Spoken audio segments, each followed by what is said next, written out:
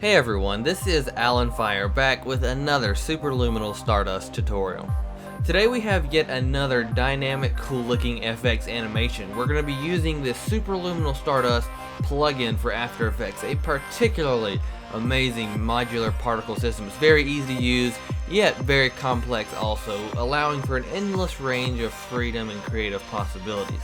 If you do not yet own a copy of Stardust, be sure to stop by the website superluminal.tv and grab a free trial so you'll be able to follow along with this tutorial, or at least be able to put these techniques we'll learn into use. Okay, so at this point I'm going to rudely interrupt myself so we can start the tutorial. Okay, so the games begin. I'll go ahead and start by dragging the logo into a new composition. This is the Stardust logo. And I want to make the composition fit about the size of the Stardust text. So let's go to composition settings. Let's make the frame of this composition kind of hug the edge of that text or logo. Let's give it a little bit of breathing room, something like that. Let's hit OK. And let's go ahead and create a new composition. I'll call this Stardust Disperse. This will be our main composition. Let's make it Full HD 1920 by 1080. 24 frames a second, 5 seconds is good. Let's hit OK.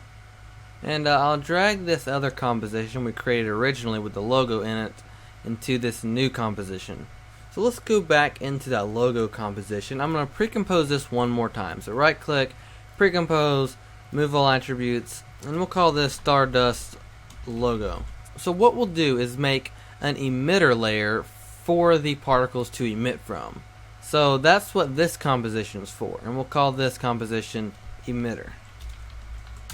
So let's make sure you're not confused. We have three compositions. The Stardust Disperse layer, and this is the main project where all our effects are going to be compiled together. And then we have the emitter layer, which is a sub-composition of the Disperse, the main composition.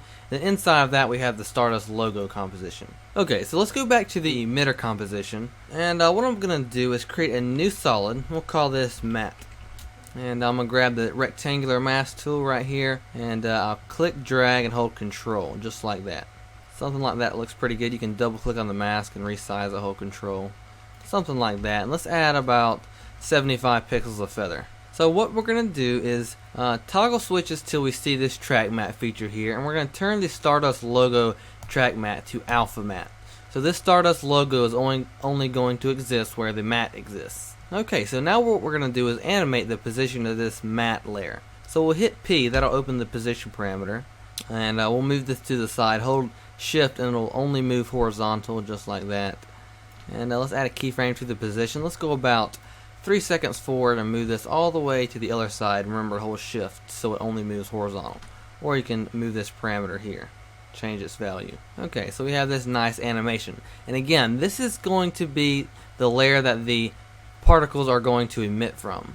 Before we get with the Stardust awesomeness stuff, there's one more thing I want to do, and I'm going to duplicate this emitter layer up here in the project window. So now these are two independent compositions. I'm going to call this Reveal. So let's go into that Reveal composition. So at the end it's good. What I want to do is hit M for mask, add a keyframe to the mask, and then go to the very beginning, double click on this mask, and extend it all the way out. So we want the whole Stardust layer to be showing at this point, but for some reason it's cut off here, and that's just because that's where the edge of the layer is since we moved it to the side. So there's a pretty cool technique we can do to fix this, and you might want to pay attention to this because it's pretty cool. We'll type in fill in our effects and presets window, and we'll drag fill to that matte layer. And so what we can do is check all mask. Boom, it's going to fill in the entire mask regardless of the fact that the edge of the layer is right here. It's going to extend beyond the edge of the layer. Okay, looking cool. There's one kind of problem. See, this fill doesn't account for the mask feather. So what we can do is just get rid of the feather, turn this to 0, and we can just add a fast blur to this matte layer. We'll do about 75 pixels of feather just like before.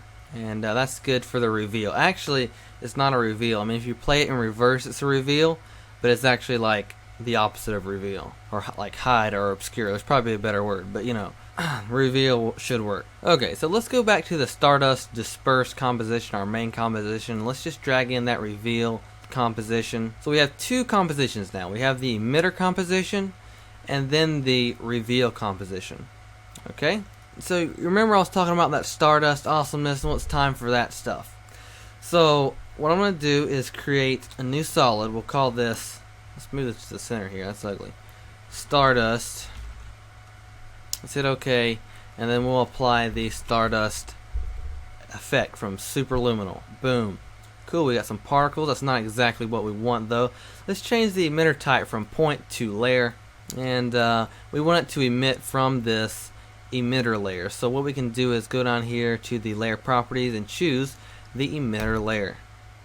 Boom, that's not exactly what we want either. See, the problem is it's emitting from the entire emitter layer, and the emitter layer is this big rectangle here, but we only want it to emit from the white parts of the emitter layer. So what we can do, there's always a way to do what we want pretty much. We can go down here to the texture gets color. Since it's transparent over here, the particles that emit from this point will be transparent and you can't see them.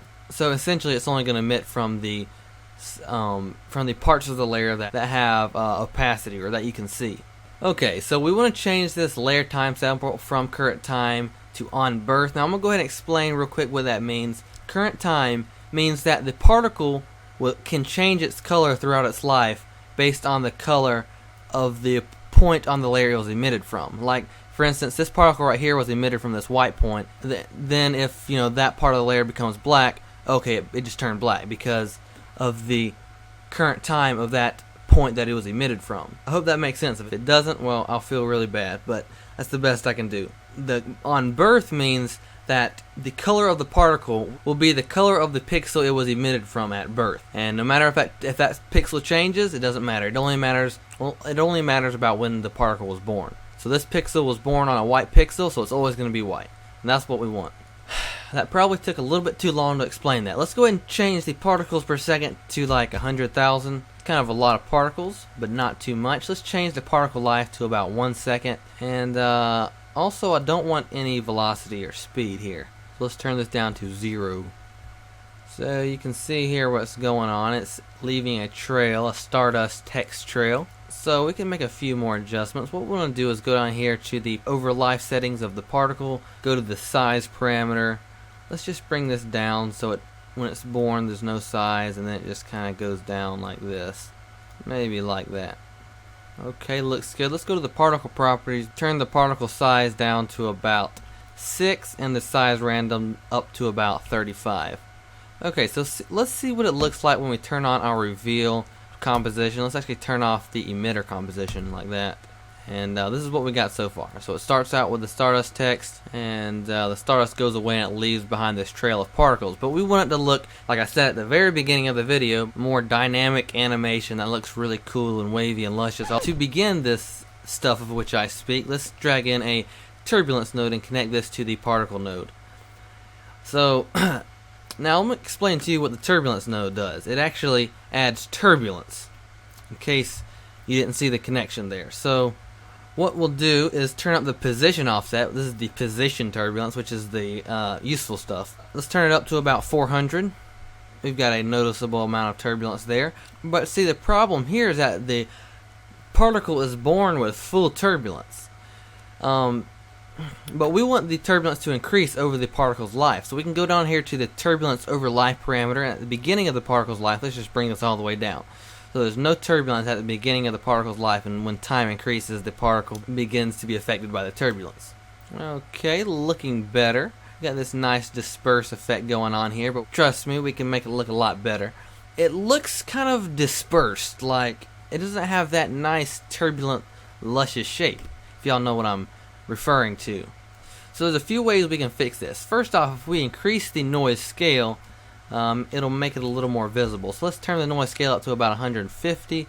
That's a little better. And what we can also do is go up here to the emitter, go to the size Z, and turn this all the way down to 0 so that there's not depth to the turbulence. It's just one flat, plain, distorted, turbulent plane. And that's going to make the turbulent more concise or more clear. So that's looking pretty amazing at this point. The lusciousness of this turbulence animation is making up for that terrible explanation I did a while back. It wasn't that terrible, but it's just funny, right? It's a funny joke. This is very luscious. This is very good. And there's one small little problem here. We can kind of see the text dis-revealing or fading away. We want that fade to be camouflaged or obscured by the particles. And let's make it as invisible as possible. So what's causing this is the turbulence. Because you can see here, if there's no turbulence, the particles are in the way and you can't see that fade out. But when we add turbulence, boom, it moves out of the way. Now we can see the ugly or dis-reveal of the Stardust text. So what we can do is actually towards the beginning of the particle's life, we can bring the turbulence down so that it's not so dispersed. So we can go to this linear, change this to Bezier so everything's smooth. Okay, perfect. That's just what I wanted. Like I said, there's always a way to get what you want with Stardust. Everyone's a winner, except if you don't know how to use Stardust, which is why we're here at this tutorial, to learn how to use it. Oh goodness, that's looking so good. And at this point we need to add some colors, make it look juicy, all that stuff. But we've already passed the secret G14 classified information about how this effect is created. So from here on, it's now just like being aesthetic and letting our creative soul out with art and all that wonderful stuff. So let's go in here into the emitter, and what we're going to do is make a color matte. So what we're going to do is change the color of this emitter, and that's going to change the color of these particles. So this is going to be cool. So let's go in here actually to the Stardust logo composition. We'll create a new solid, call this color map, and fractal noise has a nice random nature, and that's good for these random colors we want to add. There's something really cool you can do with fractal noise. We can change this from basic to turbulent smooth, and we can change the type from soft linear to block. Look at that, that's some really cool fractal noise stuff. But what I'm going to do is add a tritone effect, and I'm going to add several different colors here. So for the shadows, I'm going to change this to like a purplish blue indigo kind of hue, and then for the highlights, let's make this kind of blue, kind of cyan blue. And for the midtones, let's just make this another color of blue here. That should do just fine. And also, I'm actually going to duplicate this color map, delete the tritone, just add some contrast. Kind of change this up a little bit, increase the width. Yeah, something like that. Turn down the brightness. That looks pretty cool. We can toggle switches, change the blending mode of this second duplicated color map to add, and then we got some cool highlights to this texture, and we can add some animation to this. Alright, so I'll just add an expression because I'm a cool advanced person, you know, like adding expressions instead of animating the evolution stopwatch. So I'll hold alternate, click the stopwatch here. That allows the sweet possibility of adding an expression. Let's type in time. We'll make the value of this evolution parameter to be equal to the value of time multiplied, shift 8 multiplied by, let's say, 150. So if the value of time equals 1, the value of this is going to be 150. And as time increases, the value of this evolution value will increase. That's how cool expressions are. Hopefully that made sense. Hopefully I clicked for the first time. I would feel very honored if you were clicked by my explanation. So before any of you get bored and X out of this tutorial, I've got to get to more cool stuff. So now that we got the color map, let's pre-compose these together. Move all attributes. Call this color map, and what I'm going to do is put this below the Stardust logo, and for track matte I'll do alpha matte. Boom. So the color map only exists where the Stardust logo layer exists concerning the alpha information. So check this out, go back to the main composition. The particles now have amazing color. Okay, but we don't actually want to add color to the original text here. What we'll do is just go into the reveal. This is where the text is. And let's just add a fill effect to this layer. So type in fill, double click, turn this to white. Boom, fix that problem. Now there's kind of a problem here because it goes to white, the blue. That doesn't look right. How are we going to fix this? Well, first off, we can change the blending mode of the Stardust layer to screen, which kind of, in some sense, adds the colors together so it can't darken, which makes it look better, but then it still has this kind of ugly transition from white to blue. Well, we want these to be more like fiery energy particles, which is more like light, which light needs to add together. So like there can't be any darkening. These particles need to add together. So there's like more particles, more energy, more brighter, right? That's proper grammar. So what we can do is actually go to the particle parameter thing here and change the transfer mode to add. Boom. So that way the colors are going to add together, and so more particles equals more energy and more light. We've got a nice energy field to these particles now. It's looking good, but they look kind of blown out. You can see here that this looks kind of like this blown out cyan color here. What we can do is go into the emitter and maybe just go into the color map and turn down the vibrance or saturation of this this color map. So what I'll do is add an adjustment layer, control alternate Y, and just add like a tint effect. Change this to like 35, something like that. Go back to the Stardust Disperse. That seems to help a little bit. Okay, looking better. So what I want to do is probably add more particles. So let's just do like 150,000 more particles. The more the better, the more the merrier, that kind of thing. Usually that's the case with particles.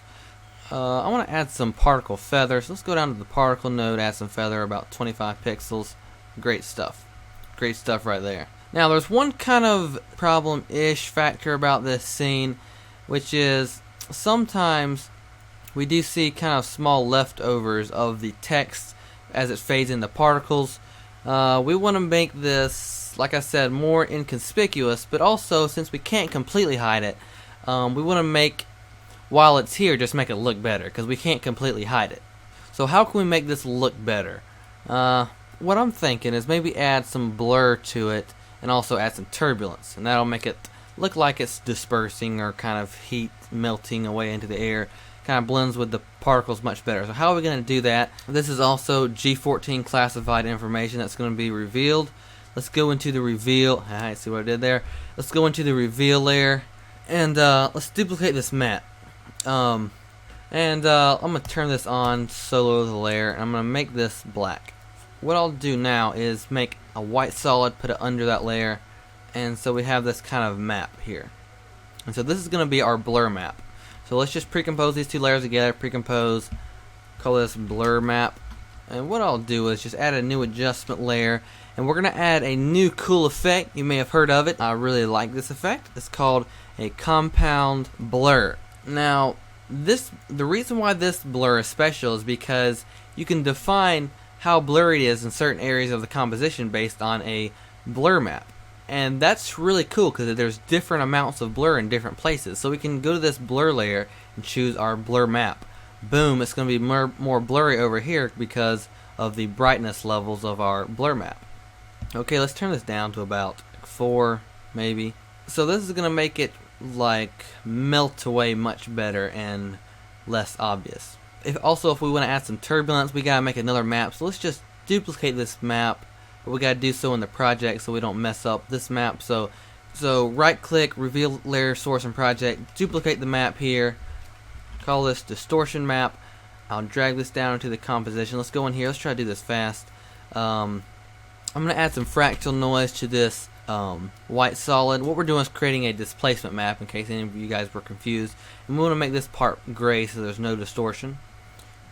The way it works is gray isn't distorted at all, but black's distorted in one direction, white's distorted in another direction. So we've got this kind of cool blur map here. Let's turn down the complexity a little bit, say something like that, and add some evolution. So add an expression like a cool kid. Let's type in time times 150. I hope you guys know I'm joking about that cool kid thing. It's not cool to add expressions. It's kind of like useful, if you know what I'm saying. Alright, so let's go back. There's our distortion map, and on this adjustment layer, let's apply a displacement map. Apply this to the layer here, and let's choose distortion map for our layer. Then we can just increase the horizontal and vertical displacement, so we got some very, very nice distortion. That looks very lovely to me. Okay, so let's see how this looks with our particles.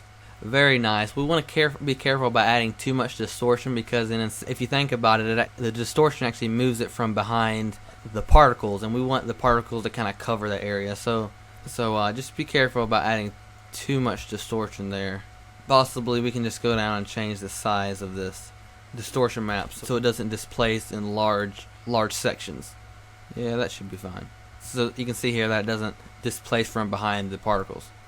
Okay, looking great. We want to add some color to the Stardust text. There's a really cool way we can do that. Just duplicate that, call this text color, and what I'll do is actually add a fast blur. Maybe do about 25. Duplicate the fast blur. Go to the compositing options, turn this down to about 50, but then we'll increase the blur amount. So we'll do this about 60. Boom. So we have two kind of layers of blur. Looks really cool. What I'm going to do is add a fill effect to this text color layer, and we're going to change this to kind of a blue color.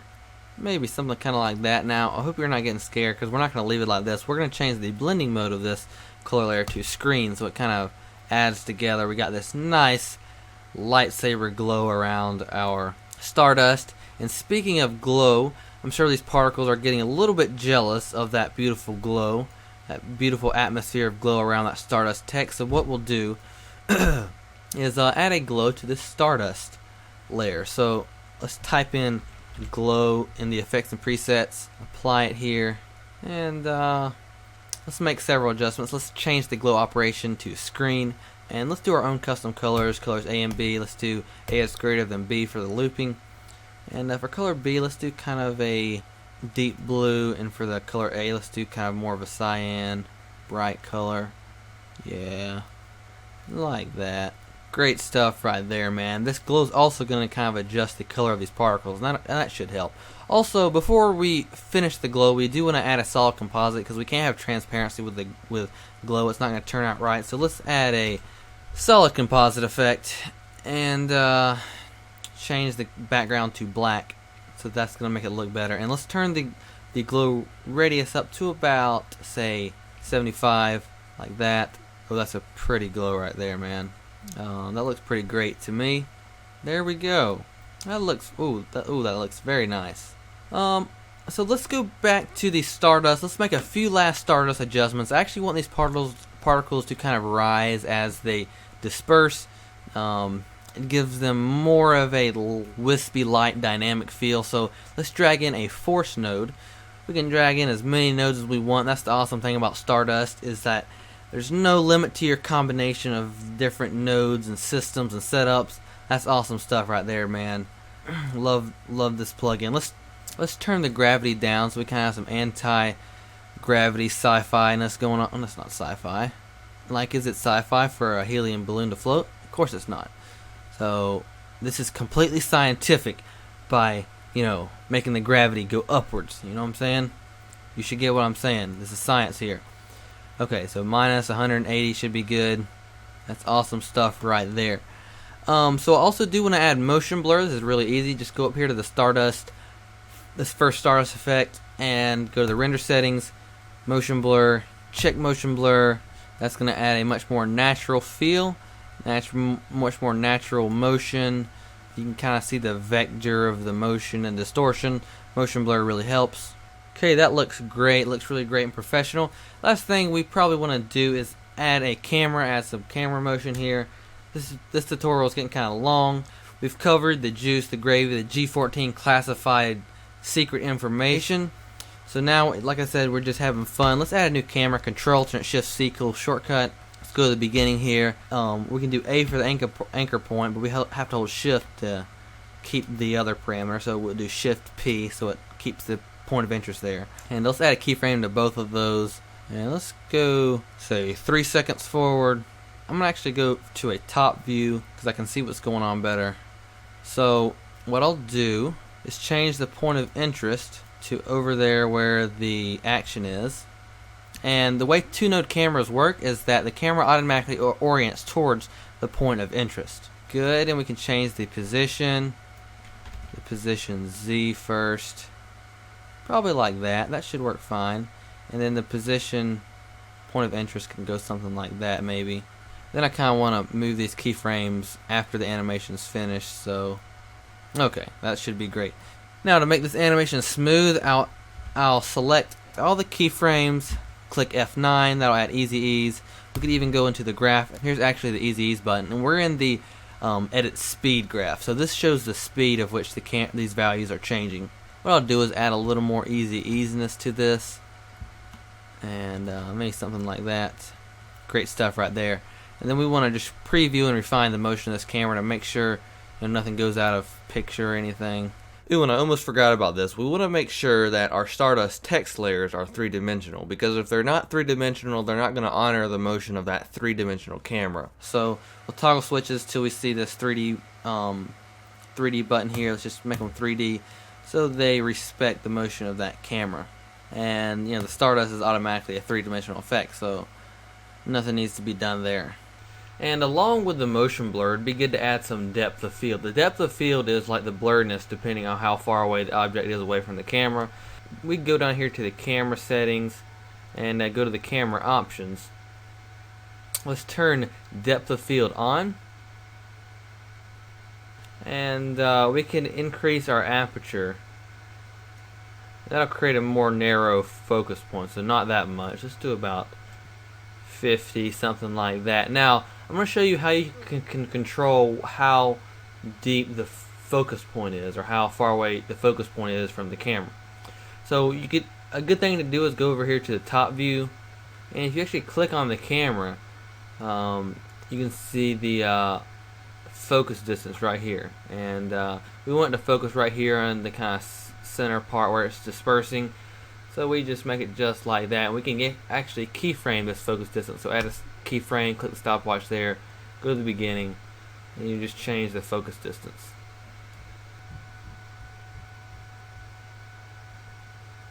Okay, so there's one last thing I'd like to show you guys, and that is how you can add these atmospheric just particles floating around the scene, and it gives a sense of an environment. It helps kind of manifest the camera motion.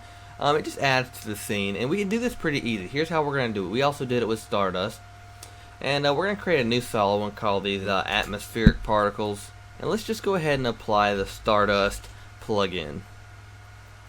There we go, apply it to that atmospheric particle layer, and see, I said this is going to be very easy, and the reason is because we have all these presets. If you go to this header Stardust parameter, you can click one of these pictures here, and that's going to take you to the preset browser.